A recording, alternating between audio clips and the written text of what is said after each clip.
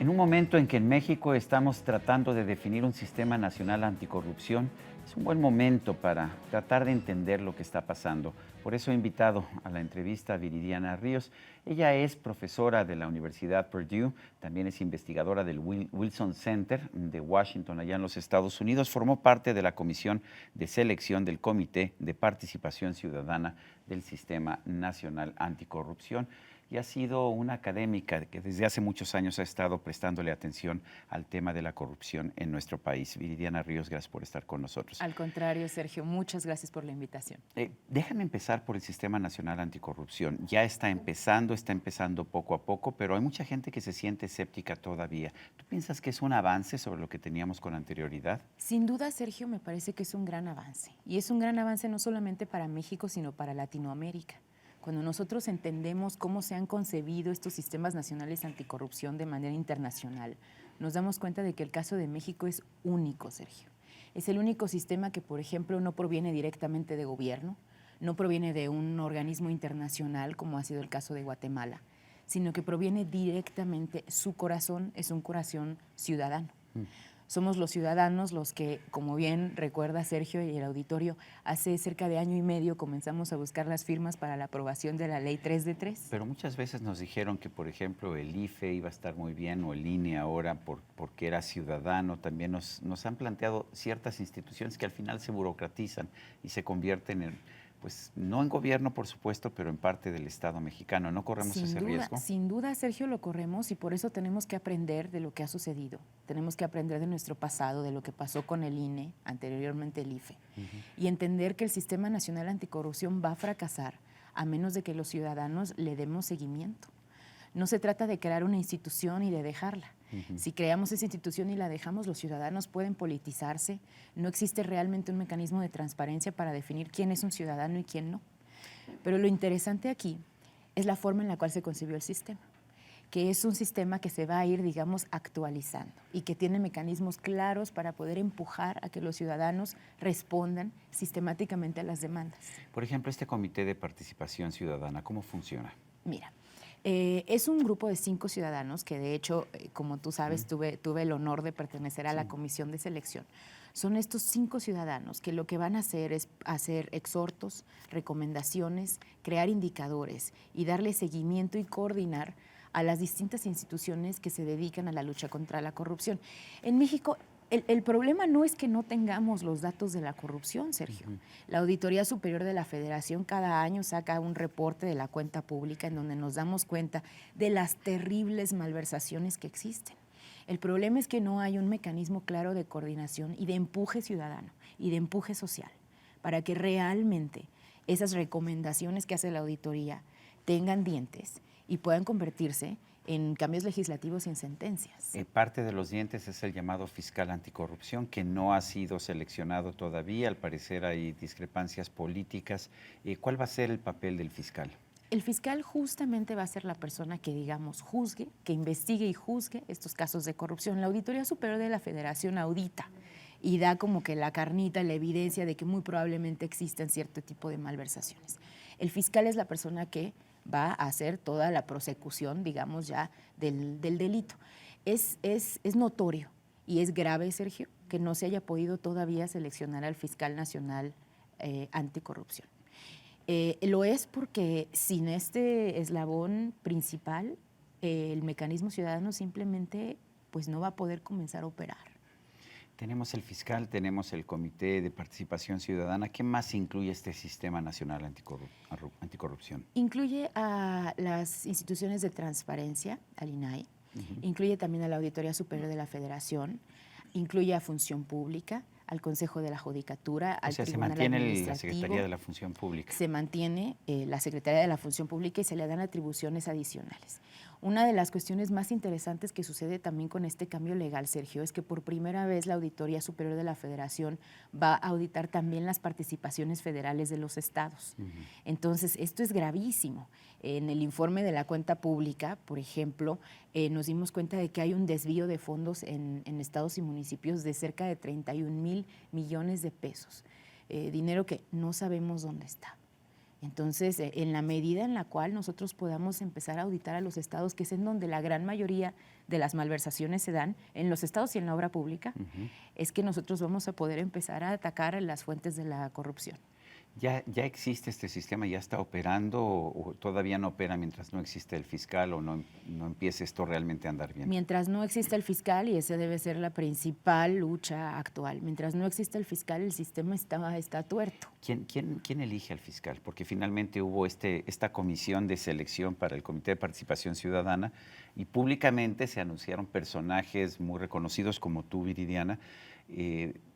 Pero ¿quién está eligiendo al fiscal? ¿Hay una comisión de selección también o cómo se está haciendo esto? Dentro del Senado.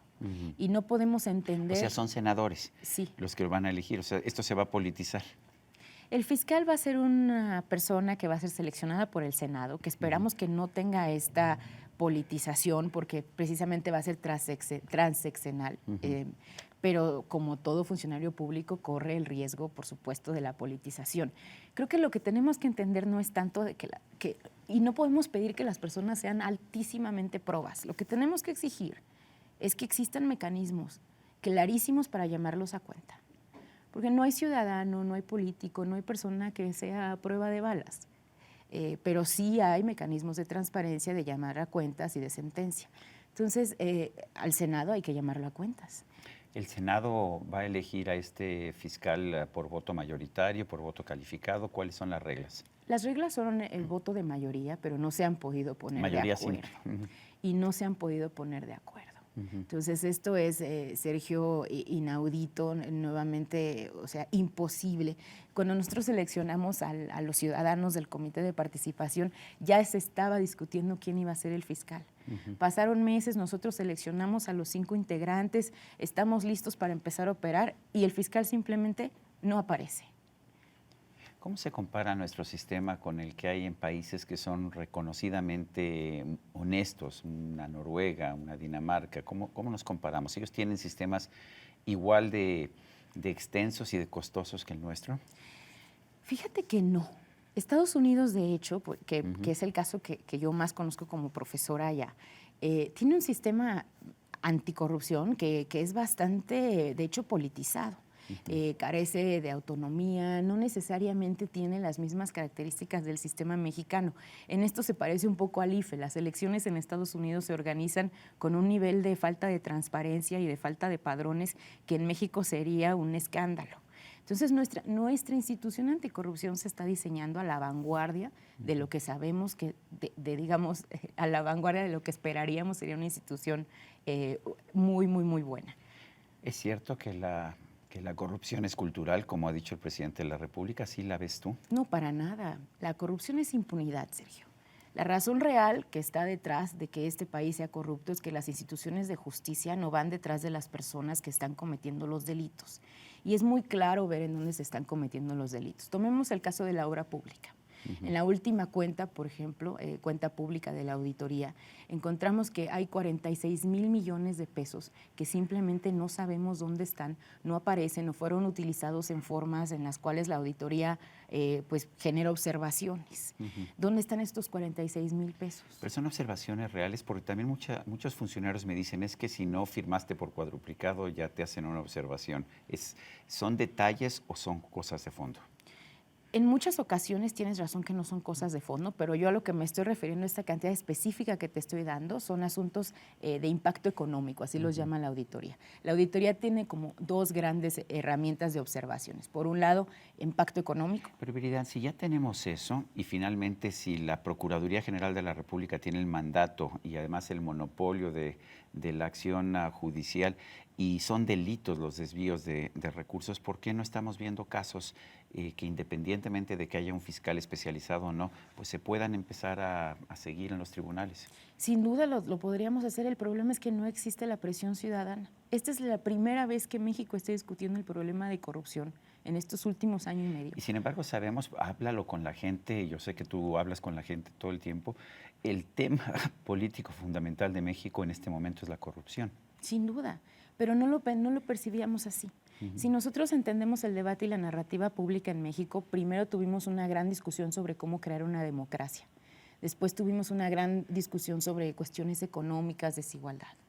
Esa discusión ahora está aparejada con una nueva discusión anticorrupción, pero el tema acaba de llegar a la mesa. Es como tú dices, no podemos explicarnos por qué anteriormente no se empujaba, pero esta sociedad civil que ahora está mucho más empoderada, con redes sociales, con nuevos mecanismos para hablar, para empujar, para exigir, está justo ahora haciendo que este sea el tema.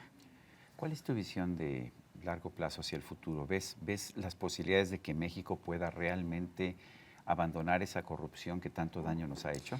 Yo soy optimista, Sergio, como tú sabes. Si no fuera optimista no me podría dedicar a lo que me dedico. Entonces yo absolutamente creo que este es el inicio de un México con mucha menor corrupción. Y pensemos en otra institución como la que platicábamos, como el IFE, ¿no? Bueno, ahora el INE. Sí, es verdad, tiene sus problemas. Es muy burocrática, es pero muy sí ha burocrática. funcionado. Ha creado una democracia en México. Lo cierto es que ese fue el inicio de poder ver una oposición que ganó después, ¿sabes? Como la democratización paulatina de las entidades federativas. Entonces va a tomar tiempo, Sergio, creo que no es algo que vamos a ver mañana, pero en la medida en la cual ejerzamos presión y exijamos, los resultados se van a empezar a percibir más pronto que tarde. ¿Alguien ha podido medir la corrupción? Porque vemos índices, pero son de percepción, como el de Transparencia Mexicana. Claro. Y hay quien me dice, bueno, no sabemos realmente si hay más corrupción o si la gente piensa que hay más corrupción porque están siendo detenidos o algunos gobernadores o porque se están presentando casos en contra de algunos gobernadores. ¿Tú qué opinas? Yo creo, a mí no me gustan los índices de percepción tampoco, A mí Sergio. tampoco, por eso lo digo. No, qué bueno que lo traes a la mesa porque, por ejemplo, México ahorita cayó, si me acuerdo bien, 28 posiciones en el índice de Transparencia Internacional de Corrupción. Y yo no tengo la impresión de que nos estemos volviendo más corruptos. Lo que pasa es que está saliendo toda esta mugre que hemos tenido siempre. Exactamente. ¿No? Entonces, de repente somos México internacionalmente más corruptos que China, más corruptos que Brasil, cuando la verdad yo dudo. Los empresarios nos dicen que no. Yo dudo que esto sea cierto. Ahora, hay medidas mucho más objetivas que a mí me gustan más. Por ejemplo, el número de policías que reprueba las pruebas de confianza.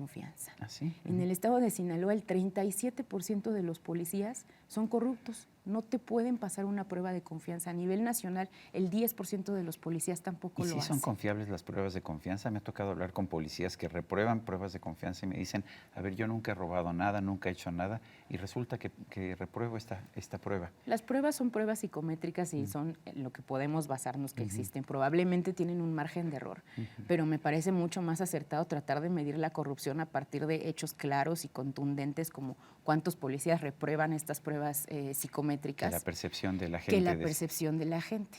Ahora, también la Auditoría Superior de la Federación nos da excelentes datos. Tienes estados como Veracruz en donde están perdidos 7,000 millones de pesos.